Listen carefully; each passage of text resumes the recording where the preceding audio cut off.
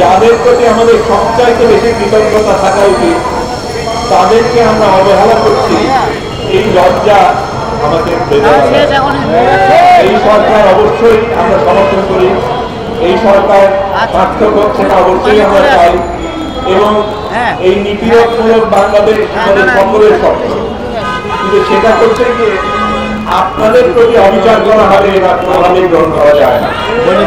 আমি যতদূর শুনেছি, আমি নিজে শহীদ স্মৃতি ফাউন্ডেশনে গিয়ে সেখানে যা দেখেছি নিজের চোখে, ওটা কারণ বাজারের মাছ বাজারের মতো দেখতে।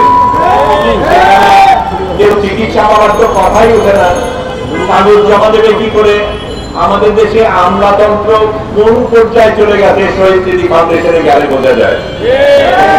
যে রিক্সাওয়ালা আহত হয়েছেন, যে কাঁপতাছেন হাসপাতালে, তার পরিবার কোথার থেকে এতগুলি ফর্ম পূরণ করে, এখান থেকে স্টিল সাঁকো জোগাড় করে, ওখান থেকে সই জোগাড় করে সেই কাগজ জমা দেবেন আমি বুঝি না, আমার জন্য বোধগম্য না। কিন্তু তারা যদি সেটা করেও তারপরে সেই কাগজ হারিয়ে যায়, বহুবার হারিয়ে যায়। এমনকি আমাকে বলেছেন একজন তার কাগজ জমা দেওয়ার পরে 10 বার হারিয়ে গেছে। কি করে হয় আমি বুঝি না। এটা যেই জিনিসগুলি আমাদের মুখে আসার কথা না, সেটা নিয়ে আমাদের বলতে হয়। আমি রাজনীতিবিদ নই, আমি ব্যবসায়ী নই, আমি সাধারণ জনগণ আপনাদের সাথে, কিন্তু আমি আপনারাই ত্যাগ করেছেন সেটার উপকার আমি পাচ্ছি, আমরা সকলেই পাচ্ছি, পাবো আমরা আশা করি। কিন্তু যেই কথাগুলি আমাদের কানে আসে সেগুলি অত্যন্ত চিন্তার বিষয়, যে এখানে টাকা পয়সা লেনদেন হয়, এখানে কে কোন ধরনের সুবিধা পাবে সেটা হয়, এখানে কোন কোন জায়গায় আলাদা করে কি কি সুবিধা কাকে দেওয়া যেতে পারে সেগুলির আলাপ আলোচনা চালিত হয়। এটা অত্যন্ত বেদনাদায়ক।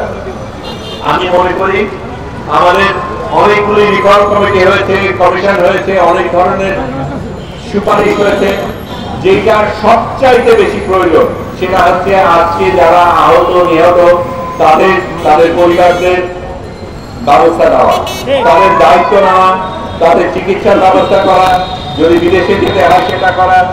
এটা এমন কোনো খরচের ব্যাপার না যেখানে আমলাদের সুবিধা পাওয়ার জন্য এত টাকা খুঁজে পাওয়া যায়, সেখানে আহতদের চিকিৎসার জন্য এরকম করে তাদের ঘুরে বেড়াতে হয়। এটা অত্যন্ত লজ্জাজনক। আমি সত্যিই মনে করি আপনারা যে কাজ করেছেন, যে কাজ করছেন, সেটাকে আমাদের সালাম দেওয়া উচিত। আপনাদের কারণে আমরা এই বাংলাদেশ পেয়েছি, সেটা আমাদের স্মরণ করিয়ে দেওয়া দরকার। এবং যতদিন না প্রত্যেকটা মানুষ যে আহত হয়েছে, নিহত হয়েছে, সে তার সুব্যবস্থা হয়, যতদিন না যারা এটা করেছে তাদের বিচার করা হয়, যতদিন না সত্যিকারের অর্থে বৈষম্য মুক্ত বাংলাদেশ হয়, ততদিন আমরা রাস্তায় থাকবো, সংগ্রাম করবো এবং আপনারা আমাদের সাথে থাকবেন।